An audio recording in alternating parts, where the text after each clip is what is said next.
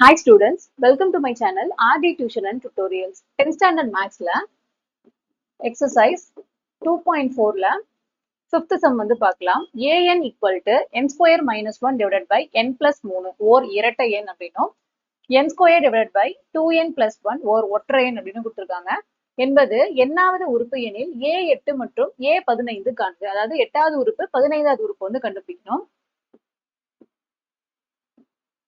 8வது உறுப்பு. அடுத்து 15வது உறுப்பு.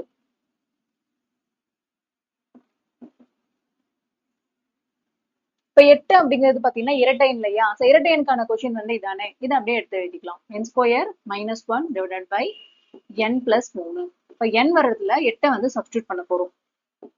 8 square minus 1 divided by 8 plus 3. 8 square பண்ணோம் அப்படின்னா 8 8 64 மைனஸ் 1 டிவைடட் பை 8 கூட 3 ஆட் பண்ணோம் அப்படின்னா 11. இப்ப 64 இருந்து 1 மைனஸ் பண்ணா 63 டிவைடட் பை 11.